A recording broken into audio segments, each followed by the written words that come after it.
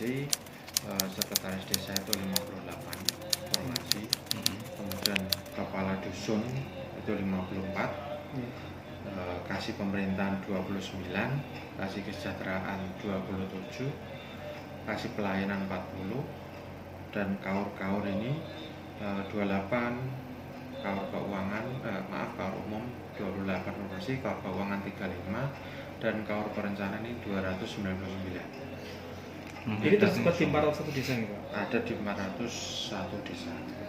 Pak, kemarin kan informasinya ada terkait masalah pengurangan aparatur desa Pak. Ini berpengaruh? Pengurangan gimana? Kan informasinya gitu, ada penyempitan lah kan? Beban perangkat. Sebetulnya malah ada formasi baru di desa itu, ada kaur yang sebetulnya di bawah sekdes itu cuma 2 dulu.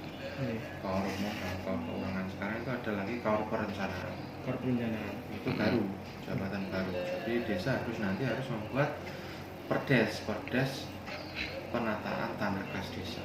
Nah, namanya ada jabatan kan berarti harus ada nyepai bengkoknya desa itu. Nah, kalau ada bengkoknya ya desa itu diambilkan dari pondok desa mungkin, atau nyeplit dari perangkat-perangkat desa yang lain termasuk kades atau bagaimana, tergantung dari musyawarah desa masing-masing. Pak, ini nanti kira-kira kapan Pak untuk pendaftarannya? Nah, untuk pelaksanaannya tahun ini tidak memungkinkan karena anggaran kita kemungkinan adalah awal tahun 2022. Nanti pun tidak sekian langsung diisi semua. Yang kita prioritas karena anggarannya kita kembali lagi yang tadi saya atur ya. Anggaran dalam pengisian perangkat, pemerintah daerah harus memberikan bantuan keuangan. Itu per pengisian. Kemudian yang kedua, pemerintah daerah harus menganggarkan siltapnya. Siltap ketika dia sudah diangkat menjadi perangkat desa, jadi dia akan menuntut untuk siltap. Nah, ini bagaimana caranya biar siltap ini juga terakomodir oleh pemerintah daerah, bantuan keuangan untuk pengisian juga terakomodir. Nah, ini makanya kemungkinan besar akan dianggarkan di 2022 awal, dan nanti mungkin pertengahan ke akhir nanti baru mendapatkan siltap. Nah, itu juga tidak mengisi semua 570 sekian itu. Nah, kita prioritas dulu mungkin ya, karena di desa itu memang harus ada kepala desa, terus administrasinya siapa? Harus ada sekretaris desa. Setelah sekretaris desa ada, terus kemudian di desa itu juga ada bendahara desa. Nah, bendahara desa itu di dalamnya adalah kaur keuangan, itu juga harus ada. Kemudian di desa kita juga melihat kalau ada kelahiran, kematian, pasti ada mudin. Saat ini kasih pelayanan judulnya. Kasih pelayanan kan? Kasih pelayanan ini juga prioritas yang diadakan.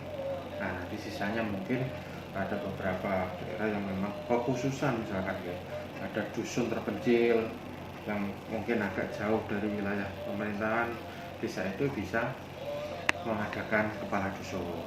Contohnya seperti itu. Jadi nanti ada skala prioritas lah. Tentunya juga desa itu mengajukan pengisian apa enggak pengisian, yang tidak mengajukan pengisian berarti ya enggak butuh nambah perangkat, ya itu kita juga akomodir seperti itu. Pak, untuk sistemnya sendiri Pak, itu nanti apakah dari calon-calon pendaftar nanti dipungut biaya? Itu semuanya tergantung dari desa. Semuanya tergantung dari desa. Untuk pemungut biayanya dari jelas dari kabupaten ada bantuan walaupun sedikit untuk pengisian perangkat itu. Nah, nanti untuk pelaksanaannya, penganggaran dan sebagainya itu semua di desa. Desanya Pak? Nah, desa. Jadi ketika dia mengajukan izin pengisian kepada Pak Bupati lewat camat, izin Pak Bupati turun, berarti otomatis desa mempunyai izin, mendapatkan izin untuk pengisian. Akan harus membentuk panitia pengisian perangkat desa. Ketika sudah terbentuk, akan membuat tatip untuk tata tertib pengisian dari pendaftaran, penjaringan sampai dengan pelantikan. Nah, setelah tatip baru proses. Nah, ini semua yang dianggarkan dalam proses itu akan dibentuk oleh dari panitia itu, panitia masing-masing desa. Jadi kemungkinan tidak akan seragam, bervariasi tergantung dari mungkin jumlah pendaftarnya, dari luas kecilnya, bengkoknya, hasilnya nanti juga itu semua kemenangan di desa. Pak, untuk persyaratan sendiri Pak, mungkin contoh kayak mulai dari sekdes dan ke bawah Namanya persyaratan yang jelas minimal lulusan SMP ya itu. Yang sekdes tuh ya? Ya semua perangkat desa itu minimal lulusan SMP. Nanti bisa lebih jelasnya, lebih rinci lagi itu di Perda-Perbuknya nanti bisa dilihat. Itu sistemnya bagaimana Pak? Jadi gini, kita bicara landasan hukum dulu. Landasan hukum dalam pengisian perangkat desa. Jadi sesuai dengan Permendagri 83, kemudian ada perubahan ke Permendagri 67, dan kemudian ada Permendagri 83 tentang pengangkatan pemerintahan perangkat desa, bahwa di sana itu ada amanat pengisian perangkat desa yang kosong, baik itu pemberhentian maupun purna tugas atau meninggal dunia. Nah ini kan banyak faktor ya kekosongan itu karena apa? Itu paling lambat 2 bulan sejak perangkat desa itu berhenti itu harus ada pengisian itu dulu. Nah kemudian dalam tindak lanjut Permendagri tersebut, kita pemerintah kabupaten juga membuat peraturan daerah nomor 2 tahun 2015. Kemudian ada perubahan menjadi peraturan daerah nomor 11 tahun 2018 tentang perangkat desa, bahwa jabatan sekretaris desa, kepala seksi, kepala dusun wajib diisi paling lama 6 bulan setelah kosong, itu harus diisi. Dalam perda tersebut juga mengamanatkan bahwa dalam pengisian perangkat desa ini harus berdasarkan izin Pak Bupati. Pimpinan daerah harus seizin dengan pimpinan daerah, dalam ini Pak Bupati. Jadi kepala desa berhak mengisi, pemerintah desa berhak mengisi, dia harus mengajukan izin lewat Pak Camat tentunya kepada kepala daerah, dalam hal ini Pak Bupati. Ketika itu diizinkan untuk mengisi, nah ini baru kita diadakan oleh pemerintah desa. Izin ini dikandung maksud bahwa dalam pengisian perangkat desa, pemerintah Kabupaten Pati ini akan memberikan bantuan keuangan dalam pengisian itu. Maksimal dalam perda tersebut adalah 10 juta per pengisian.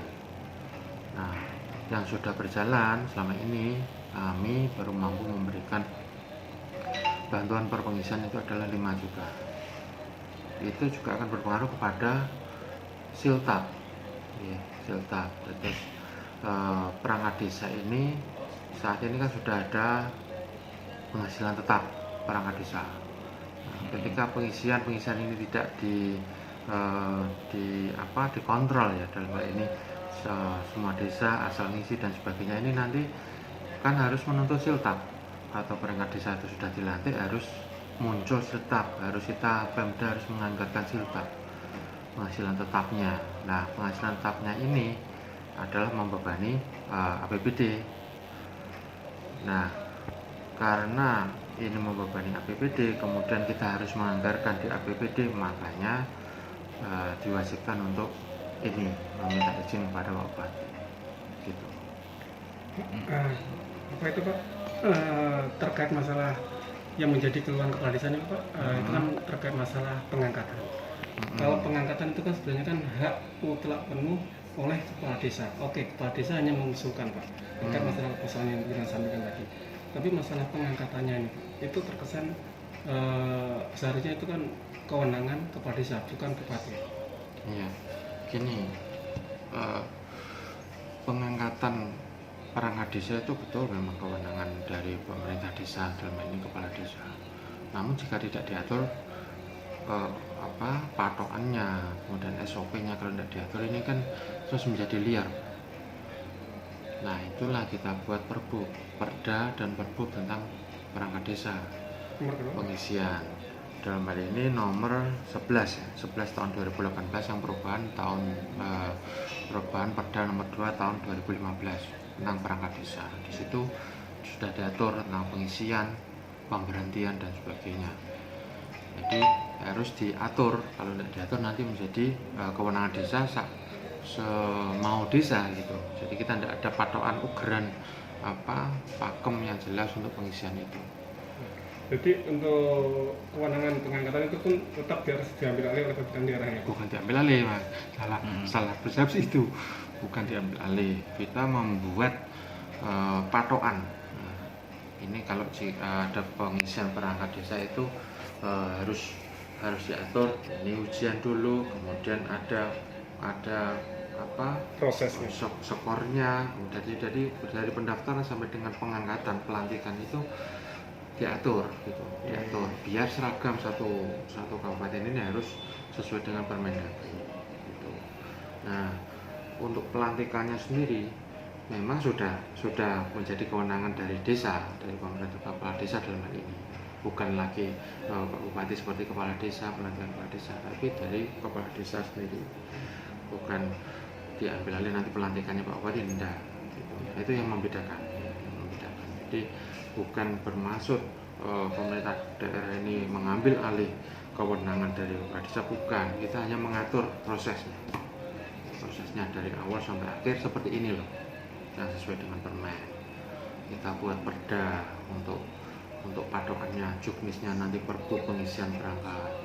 Desa juga harus membuat perda pengisian perangkat, harus ada tatip juga di sana. Nah, ini harus diatur gitu. Pak, perbuknya itu terbitkan dari kapan, Pak? Perbuknya 2018 ya. Saya tanggalnya kurang hafal tanggalnya. Jadi ini sudah sesuai dengan yang ada. Jadi harus kita ikuti lah.